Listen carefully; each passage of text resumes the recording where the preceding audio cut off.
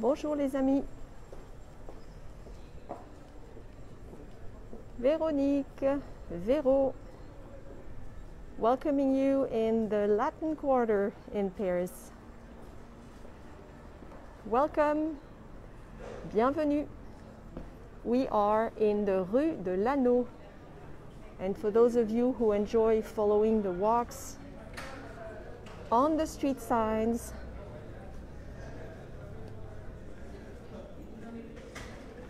here it is, Rue de l'Anneau.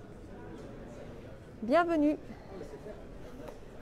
The sun was shining this morning, though it was very crisp. I hope you can hear me. Let me know if there's an issue with the sound.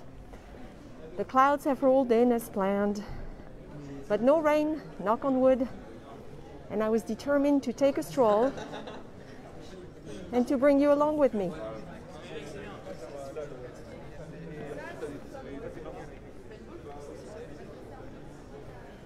We are in Paris's 5th arrondissement.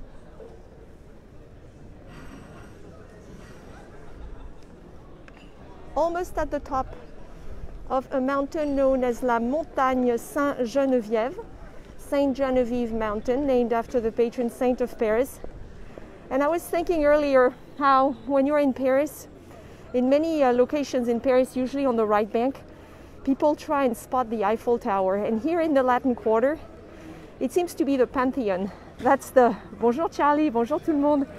That's the building everybody tries to see, to spot in the distance. And because it sits right at the top of that mountain, Montagne Saint-Geneviève, you can really see it here. So that's why I'm starting the walk here. A little bit of Latin Quarter vibes on Saturday, not early afternoon actually, 5 p.m., so not quite the evening. You see a few people on terrace already. Lots of pretty young crowd here. Of course, a lot of students. Traditionally, this has been the part of Paris where college and universities and schools were located from times immemorial. Here is la Rue des Carmes, not very straight.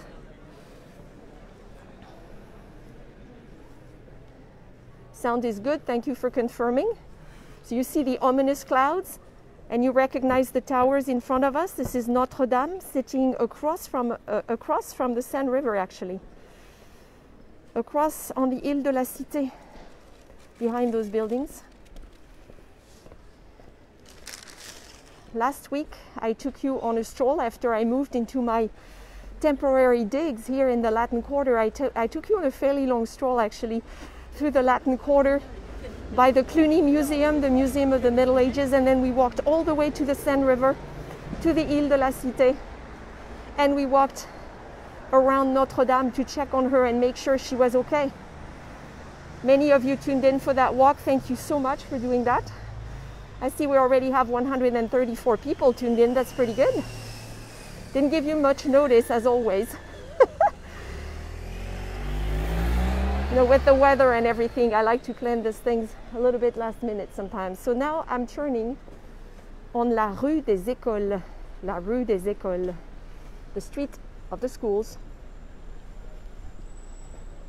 What you see ahead of us, this building that's not very pretty, is actually my former university, Paris 7, University of Jussieu.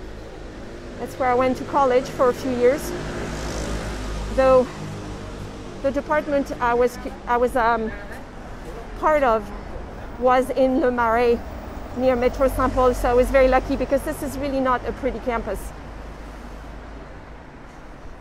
Yeah, you're right, Sylvain. It's good to be spontaneous.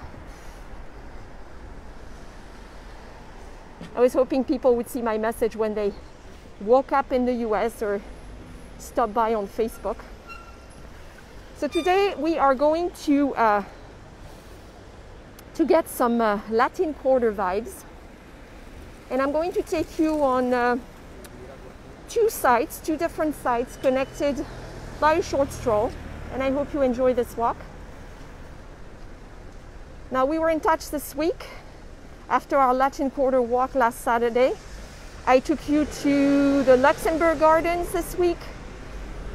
I took you to, oh yeah, you came out to lunch with me when I had lunch at this Bouillon, this affordable restaurant in Les Halles in the first arrondissement called the Petit Pharamond. And on Friday, I shared a lot of photos of the exhibit a lot of people were waiting for here, which was, I went through a zone where the connection wasn't very good. I was saying at the end of the week on Friday, I shared photo of the brand new Coco Chanel exhibit, Gabrielle Chanel exhibit at the beautiful Palais Galliera, the Museum of Fashion in Paris. All of that is available, these live streamed walks, the replays, the photos for the Chanel exhibit are available here on this Facebook page as well as on YouTube. When I have time, I upload the walks on YouTube. Now, we are here in this little garden, the Square Paul Langevin, built in the 19th century. And I thought I'd start my walk here because there's a lot to say in this little square. Now, you may know Parisians call these little gardens square, though they're not square. They really are public gardens. And most of them were built in the second half of the 19th century during the Second Empire, when Napoleon III and Baron Haussmann modernized Paris. Bonjour, bonjour to those of you coming in. We are taking a stroll in the Latin Quarter. Now, these squares are all over Paris. Many neighborhoods have them, and locals are quite attached to them, especially if they have young children, because this is a popular place to come after school, so your children can play and release their energy. Or on Wednesday afternoons when school is out, you see a lot of grandparents with kids here. Now, of course, Haussmann and his team, two gentlemen in particular who were very important in designing a lot of these gardens and the general appearance of Paris that's so famous around the world, were Davieu and Alphand. Davieu was an architect, Alphand was more of a landscaper. And it's no surprise a lot of these gardens look the same. A lot of them were built in a very orderly fashion, but it's the urban furniture that you see all over Paris that's noticeable. That dark green color, they designed everything to match. From the benches to the street lights, from the Vespasienne, the urinals, I forgot how to say that in English. But wherever you go in Paris, you kind of get the same vibe because it was designed to be this way in the 19th century. So these squares are essential to locals' life here in Paris, in the big city. Now, they also worked on parks, on other parks. You know, they worked on the Bois de Vincennes, on the Bois de Boulogne. They created practically from scratch north of Paris, Les Buttes-Chaumont, south of Paris, Montsouris. But they didn't forget the neighborhoods. They wanted Parisians to enjoy their neighborhoods. Now, a lot of these squares or gardens have been turned into what we call dépôts lapidaires. Dépôt, like a dépôt, lapidaire, L-A-P-I-D-A-I-R-E. Lapis in Latin means stone. I got to show off here because I did take 7 years of Latin in high school. So finally I find some use for it. What this means is in many gardens of Paris and other places as well, the city of Paris has traditionally stored stones, old stones, that had survived history, the upheavals of history, and you know Paris has had a lot of upheavals, from buildings that are very often gone today. So this little square where we are now, le Square Paul Langevin, has some of these old stones. This is one of them here. This is a beautiful fountain that was designed at the beginning of the 18th century, so well before the French Revolution. And it used to sit next to a major abbey that was not too far from here, the Abbey of Saint-Germain-des-Prés. It was a massive complex. Huh? It just covered blocks and blocks around what we would call the 6th arrondissement today. This fountain was meant to bring water, of course, to locals. And when the abbey disappeared, the only thing that's left today, you know it, is that beautiful church, the Church of Saint-Germain-des-Prés, the oldest church in Paris. That's the only thing left of the abbey, practically. Well, this fountain was moved here in the 19th century because of all the work Haussmann was doing, you know, gutting out old medieval neighborhoods, destroying houses, carving out wider streets and avenues for a variety of reasons, which we've explored before. So this fountain at that time, 19th century, was moved here. And it's lovely. I'll get closer. The face there is known as a mascaron. I don't know if you remember, as I traveled around France this summer, I took you to Bordeaux. Bordeaux is a city that's very famous for its mascarons. I think they have over 1,000 on the facades. Some mischievous looking ones, some scary looking ones. This one's not too bad.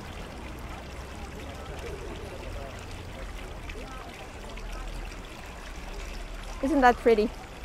So these dépôts lapidaires, last week I mentioned another one at the Musée de Cluny, the Museum of the Middle Ages. It was used traditionally as a dépôt lapidaire. And if you watch the video I filmed of the Roman baths, les thermes romains, that I shared on YouTube from the museum, I mentioned that as well in the video. So you can go back and see it if you haven't. Look at the sky.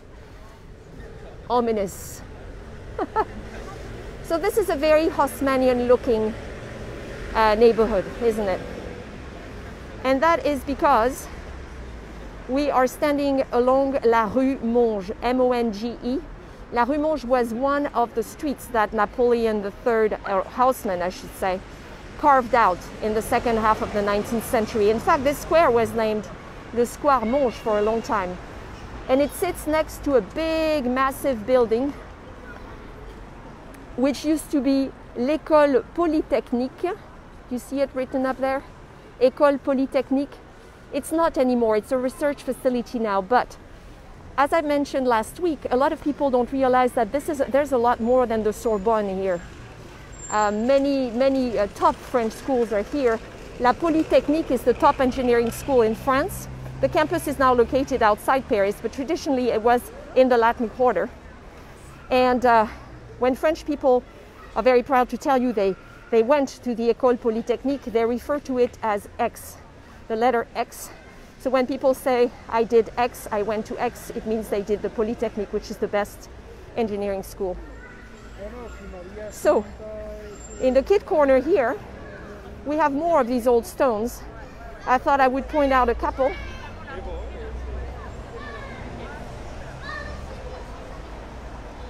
Do you remember the story of the Paris Hôtel de Ville? It's considered one of the most beautiful buildings in Paris. It sits on the right bank, not too far from the Seine River. You may know that the building was entirely destroyed, burned down during a big uprising in 1871 known as La Commune. And so it took a while to rebuild it. Only the walls were standing at the time, but they did move parts of it to other sections of Paris, like this park. Parc Monceau also got parts of it. But you see those two niches? There would have been two statues originally. If you look at the Hôtel de Ville today, you see a lot of statues of famous Frenchmen on the facade. So there would have been two statues here. Those statues were actually taken down in 1968 during the famous students' riots of May 1968. We mentioned those as well. They happened here in the Latin Quarter. The student riots turned into a national strike that brought France to its knees and was almost the end of the de Gaulle presidency. So they're the ones who took down the statues in here. I'm going to try and sneak by these people without bothering the kids. Look at this here. We have another beautiful example here. How about this? Can you see this?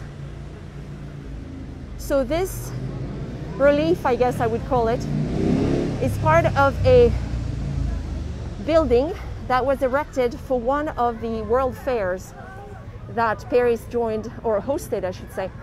The same one that the Eiffel Tower was inaugurated in, which was 1889.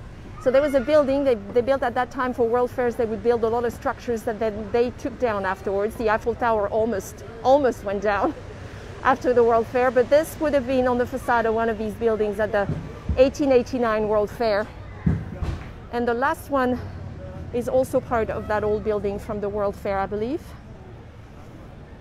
though it's partially hidden by the trees. Look at that. See this little guy? That little guy saw the 1889 World Fair. Imagine that. He saw the first groups of people who went up the Eiffel Tower. That's why we all love Paris, I think, because it's so easy to get lost in history.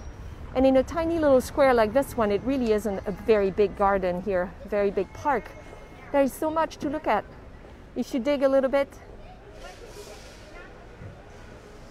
So talking about the urban furniture that is so quintessential Paris, in all the public parks or gardens, you have a little hat that's meant for the guard, le gardien du square, the guy who's in charge of making sure the kids wouldn't step on the grass or they wouldn't break anything. This one is really interesting looking, isn't it? Nice structure. All right, so one last peek at the former Square Monge, which is now the Square Paul Langevin. Parisians living their lives on a Saturday afternoon.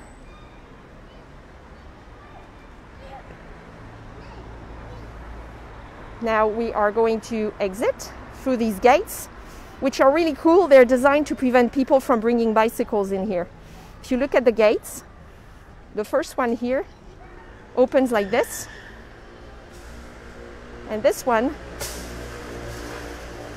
opens like that.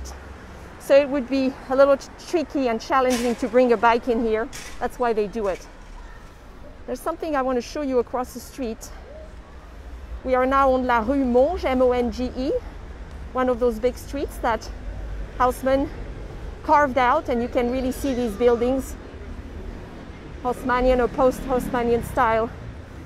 This is the Grand Paris that many people picture before they come to the French capital. Let's see. You see this sign on the street here, the bike. You really need to watch where you're going these days. Cars, bikes, they come from all sides. There we go. All right, so I want to show you this store. Le Bonbon au Palais. Definite school vibes here.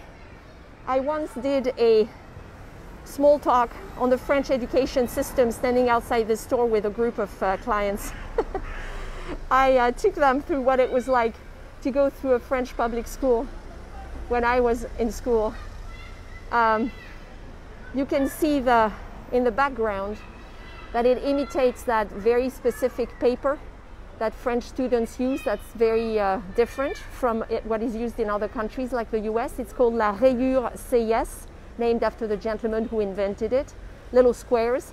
And that's what you use to learn how to write in cursives. And then you see the teacher here has corrected the spelling on the store. And then you would have the margin on the left where the teacher would write in red ink not only comments, sometimes ironic comments, but also your total grade. So we were graded out of 10 points always, out of 20 points in secondary education, but out of 10 points in elementary education. 7 out of 10, so that student did pretty well in spite of the mistakes. So this is a candy store, what is known as une confiserie, and the theme is school. So there's a blackboard inside. You might have been, if you're going to buy candy in Paris, come here, because they only sell top quality candy without any preservatives, any chemicals, and they are proud to work with many people around France who make candy the old-fashioned way. Here in the window, they have what they called guimauve fraîche. So guimauve fraîche is marshmallow, very soft marshmallow, and they're the ones from Toulouse. So they come in all sorts of flavors. They're very soft when you eat them. La violette, the violet. Toulouse, my hometown, is very famous for violets, the violet growing industry in the 19th century. I'll have to talk to you about that later. That's an interesting story. But anyway, so this week they feature les guimauves, and then you have some giant lollipops. Look at that. It would take a month to eat this thing, or maybe not, depending on how dedicated you are. So come here and buy candy if you want to bring it home for the young people in your life, not just the young ones. I guess for you too. Here is the old building of the Polytechnic school I was talking about, the research facility. And I'm now going to walk up La Rue Monge. And I know many of you have done this many times. Here's in a librairie, a bookstore. I am amazed at the number of independent bookstores still surviving in the Latin Quarter. Of course, it makes sense because traditionally from the Middle Ages, this was the area in Paris where all schools were established. But still, in the days of Amazon, online stores, online shopping, I don't even know how they make it. But I've been here for a week exploring my neighborhood, and I cannot believe how many bookstores I find. It's a great thing.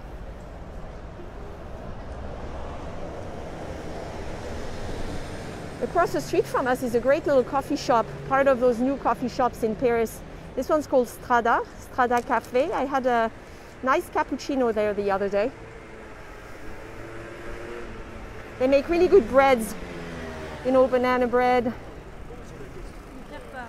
all sorts of breads.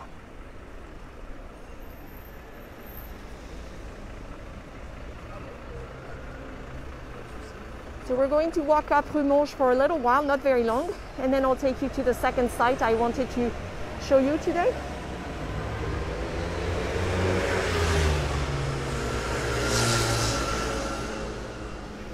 If you have just tuned in or don't know me, my name is Véro. I am a French native, originally from Toulouse.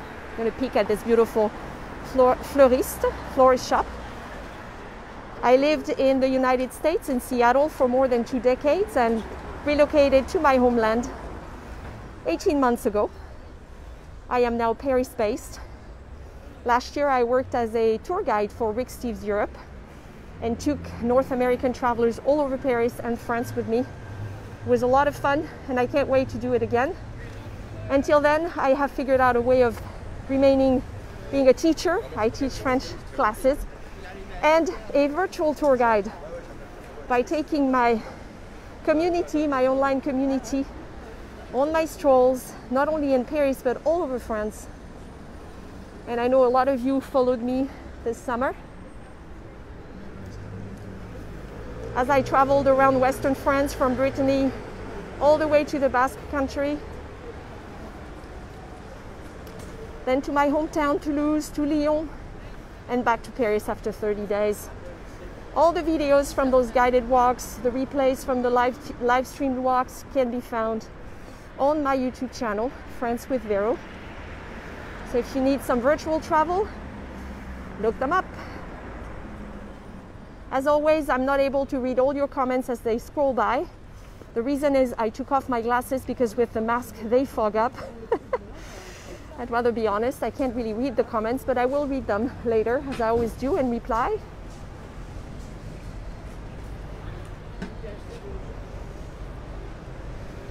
Rue Monge is quite a lively street.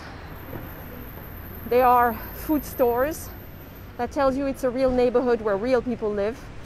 Boulangerie, boucherie, primeur, selling fresh produce. That's a sign of a neighborhood that's just not just a touristy neighborhood. We like them this way. Not everybody goes to those big supermarkets, though a lot of people do. So in a neighborhood like this, it's really nice to have those shops. Even if you have to. I'm going to leave La Rue Monge in just a few minutes, but I'm hoping you're enjoying this stroll. Probably familiar grounds for many of you.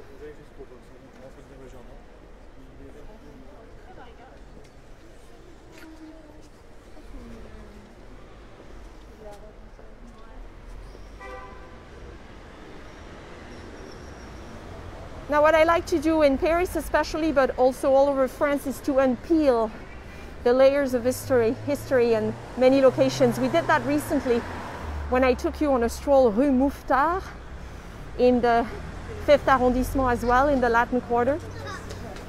We just talked a lot about the 19th century at that little park garden where we were. And now we're going to travel back in history even farther.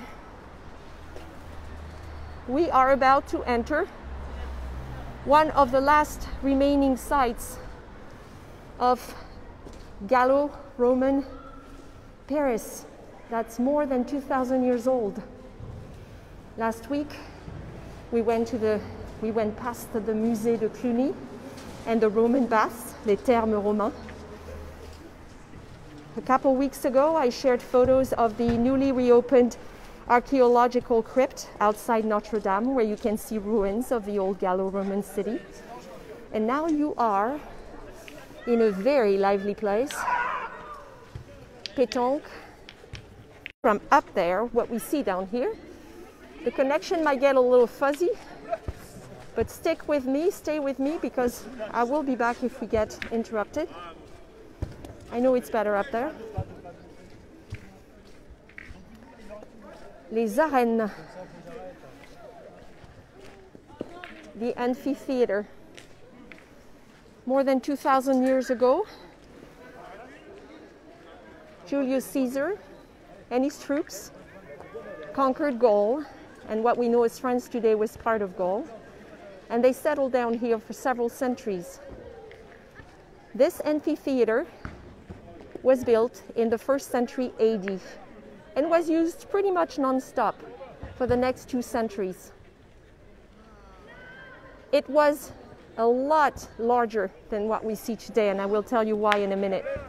It used to sit 15,000 people. You do see some bleachers across from me, but clearly these would not sit 15,000 people. So let's try and go up. Follow me, friends, follow me. Oh wow, 173 people, that's great. Wonderful. Might get a little fuzzy around here. Blurry. Those old stones, you know.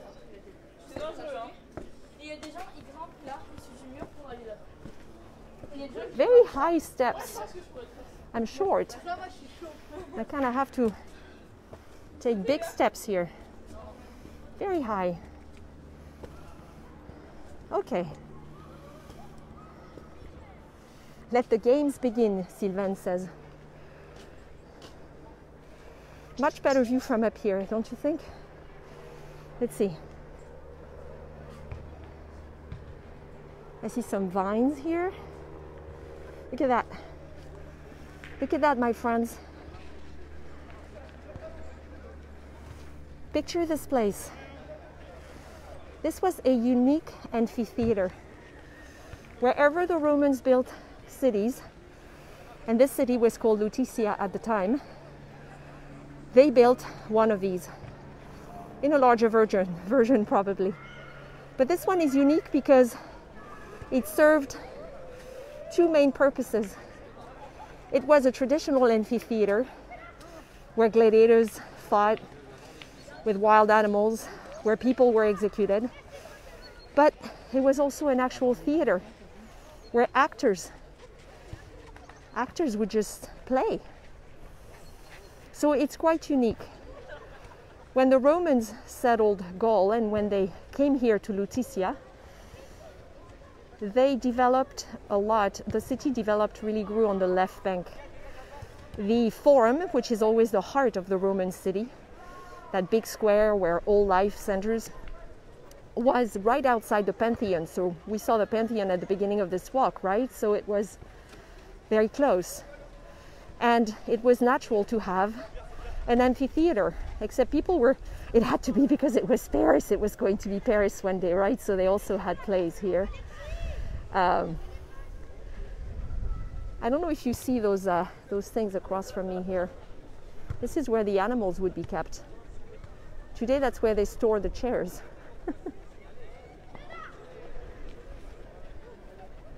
So picture this thing much, much bigger.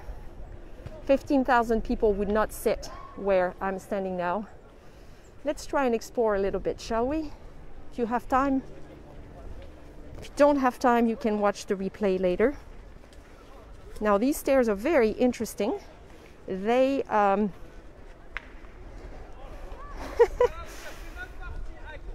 they make waves. It's hard to describe. But without my glasses, holding this thing, this is the kind of place where I could fall on my nose, fall flat on my face. I am being careful here. Okay, made it. Shoo. This is very lively. I stopped by this morning. This was empty in the center. No pétanque this morning. But a lot of families' kids were actually taking yoga classes. There were yoga classes up there and martial arts classes as well. Now, do you see those little indents kind of where the benches are? These were the exact spots where the actors would be. And because of the place, because of the acoustics in the place, this was the best spot for the actors to shout out their lines so that it would echo, I guess, all around the theater. Now, you're probably wondering why it's much smaller than it was at the time. The reason is, towards the 3rd century, barbarian tribes started attacking the Roman Empire. You know, it started a slow decline at that point.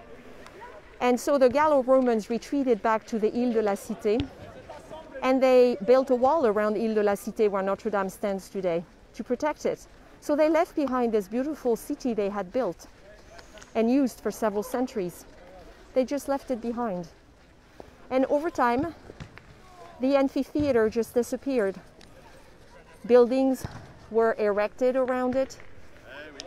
And remember the story of one of these walls built around Paris by the king named Philip Augustus.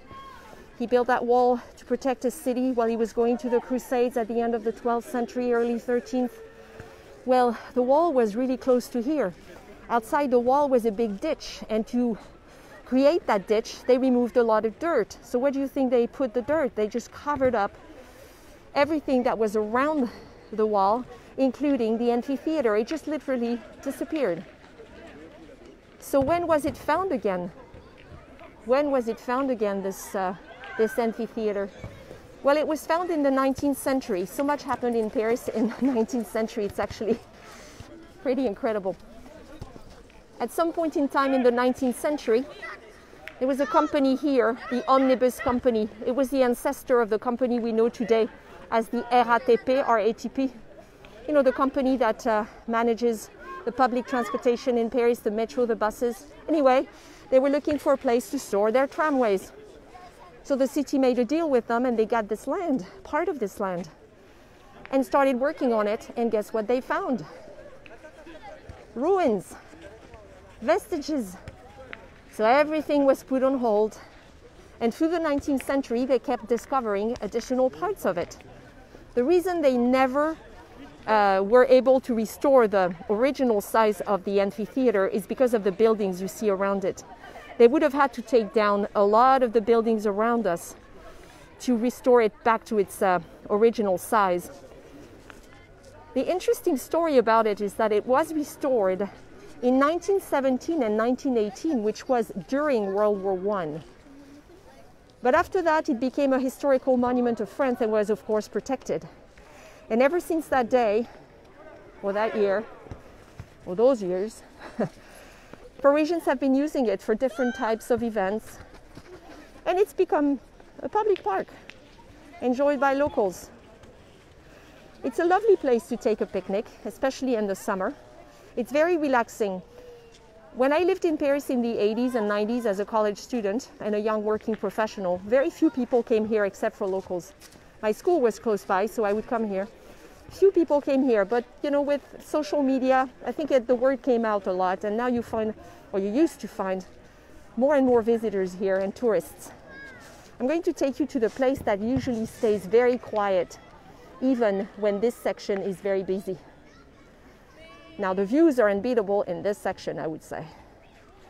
See where we were standing earlier? We were standing up there, top of these vines. So check this out, my friends. Picture the gladiators, the animals, the actors, more than 2,000 years ago. All that to come to a live stream.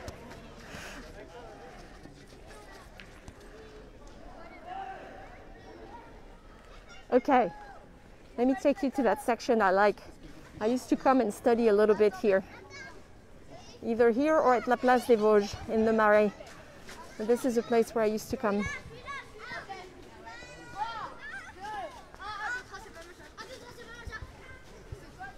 Should I go up or go around? I'm wondering. If I go up, I'm going to be stuck up there. Maybe I'll go around.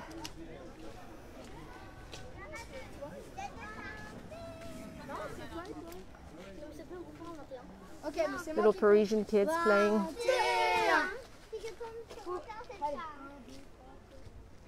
The trees are quite old too. The park is well known for the trees.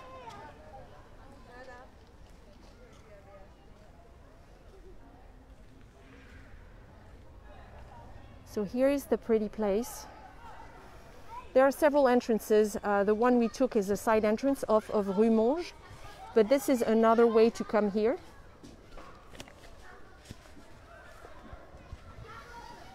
This is known as le Square Capiton, this little garden down below.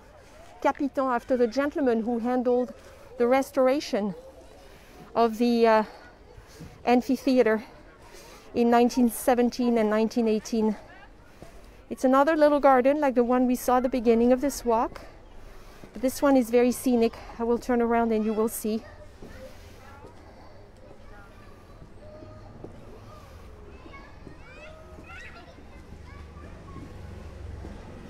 So this would be the other entrance. La Rue des Arènes would bring you here, right here. Oh, it's sad. The fountain is not working. It was working this morning. This place is well known for its landscaping, for its flowers. Many Parisians complain that gardens, with the exceptions of the Luxembourg and the Tuileries, are not as well kept as they once were. My mother-in-law always complains. She was born and raised here. She's in her late 80s now, and she always says the gardens don't look as good as they used to when she was younger. So this one is pretty famous. You can see they've just replanted everything for fall. They did a great job here. And this is the statue is interesting. It's a nymph, and it's been headless forever. Nobody really remembers why, but it's a woman who's lost her face, her head. But look at the pretty surroundings. And this is pure 19th century. They built this at the very end of the 19th century, after renovating the amphitheater. So you can climb on both sides. It's like a mini Versailles. You can climb on both sides. You have stairs on both sides.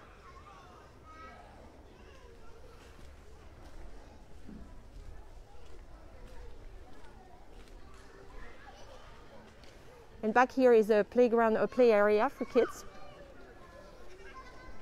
Always a play area. Here they have an herb garden, very well maintained.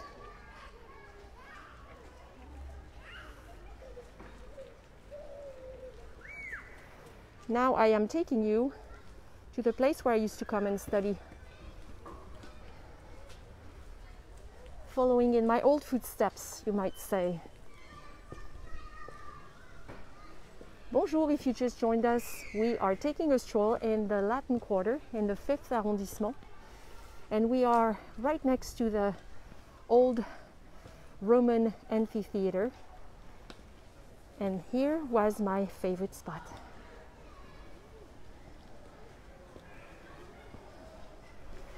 You could come here even when there are lots of people in the amphitheater. This area is usually quiet.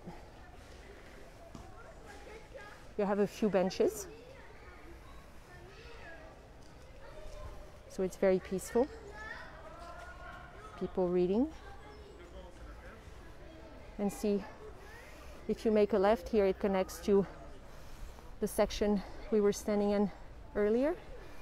The public restroom is right here.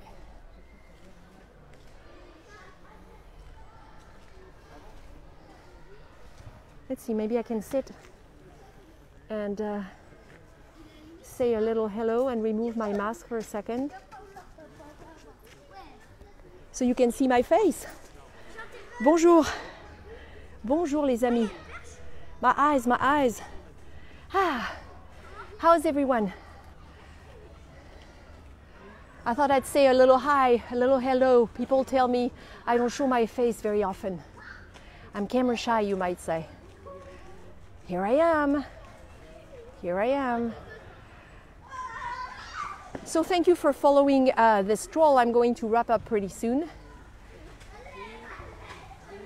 I'm watching this father play with his children.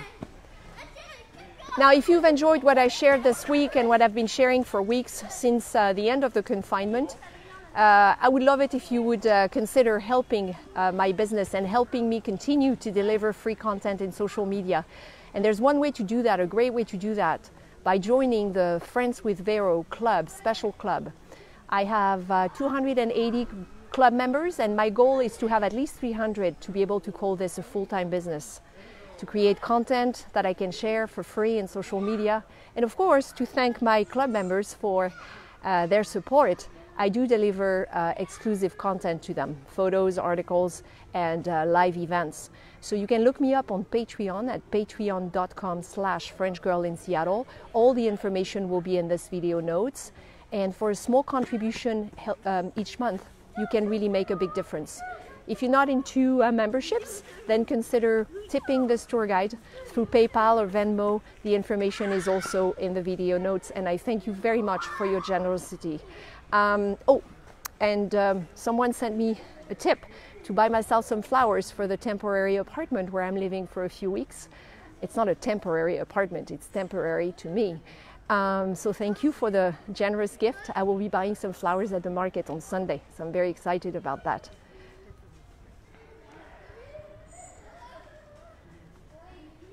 Oh, they're having a ball. This father and the children just having a great time. So I'm going to wrap up by the amphitheater. Thank you for my patrons who are giving feedback on the club and the club rewards. You are the best. You can expect photos I took this morning here when the sun was shining. I took some really neat photos of the walk this morning, and I will be sharing them with my patrons later this weekend. Let's see. I think we should wrap up right above the amphitheater so we can reflect on what happened here so many years ago. And look how perfect. I am going to be standing right behind that section I mentioned where actors would stand and deliver their lines. You see these? How perfect. Maybe I should start shouting and say something. Hello, people of Paris. Hello, Friends with Véro community. Thank you for joining me on this stroll today. That would sound great, but I won't do that. Thank you for joining me today, my friends. I might pop in again on Sunday. I'll see, depending on the weather. Lots of rain in the forecast. But you can expect me to share more video vignettes next week and to continue sharing what I see as I travel around Paris. I wish you un très très bon weekend. Have a wonderful time. The replay will be available here on Facebook, and then I will share the link on YouTube as well. And please look me up on Patreon. That would be wonderful. À bientôt!